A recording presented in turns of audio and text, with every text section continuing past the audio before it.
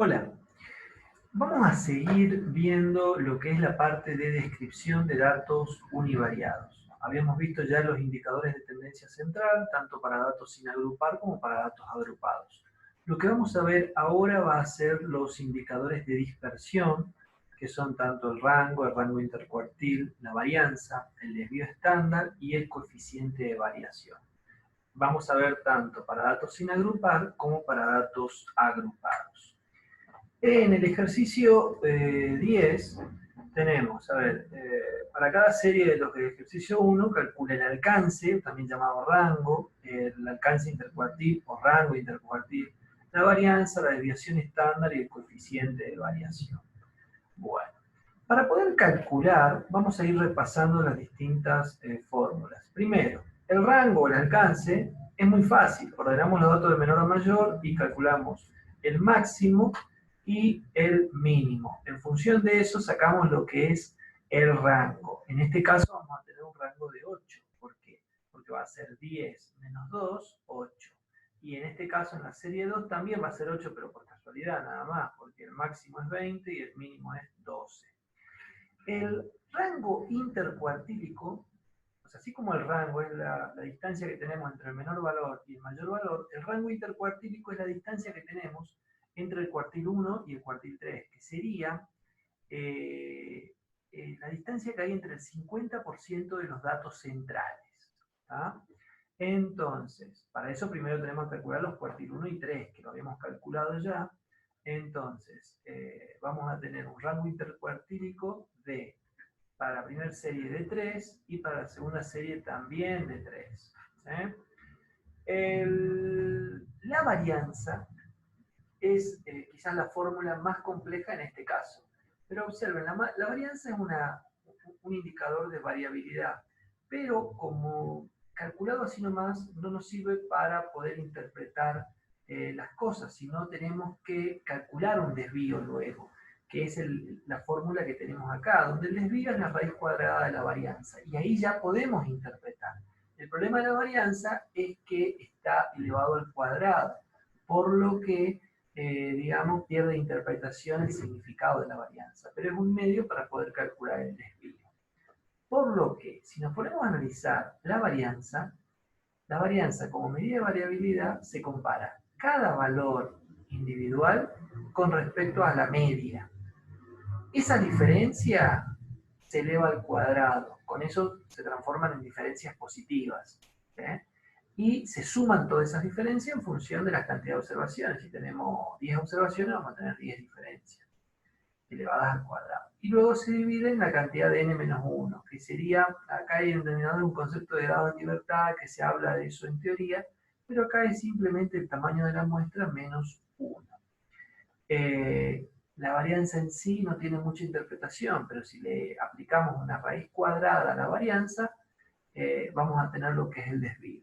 Y el desvío sí nos permite poder sacar una interpretación. En este caso, acá tenemos los cálculos de las varianzas para ambas series, pero el desvío al aplicar la raíz cuadrada ya nos dice que la mayoría de los datos van a variar alrededor de la media en 2,89, ya sea en la distancia que hay de 2,89, en la media menos 2,89 y la media más 2,89. Entonces, en esa distancia se va a encontrar la mayoría de los datos, o gran parte de los datos. Esa es la interpretación que se realiza con el desvío estándar. Y el coeficiente de variación es el coeficiente que nos permite poder comparar la variación que podemos llegar a tener entre la altura de un grupo de gente y sus edades, por ejemplo, o sus pesos, ya que están expresadas en variables distintas. O sea, el coeficiente de variación nos permite comparar peras con limones, digamos. ¿sí? ¿Y cómo se forma? Se forma dividiendo el desvío sobre la media de esa serie.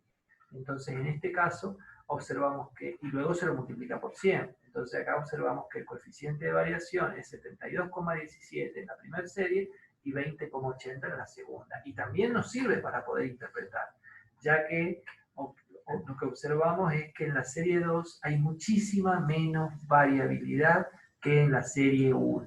¿sí? Bueno, en el ejercicio 11 también se va calculando de la misma manera, como con este error de que en vez de 16 terminan siendo 61, ¿qué es lo que pasa con la varianza? ¿Qué es lo que pasa con la variabilidad, con el desvío, con los rangos? Lo pueden calcular y pueden interpretar tranquilamente. ¿Sí?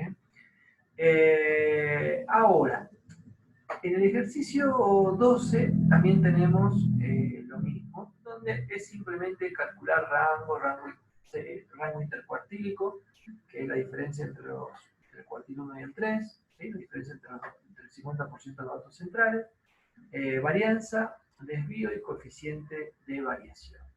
El ejercicio 13 en sí está en las notas complementarias, el 14 también, y vamos a calcular ahora los mismos indicadores, pero para datos agrupados.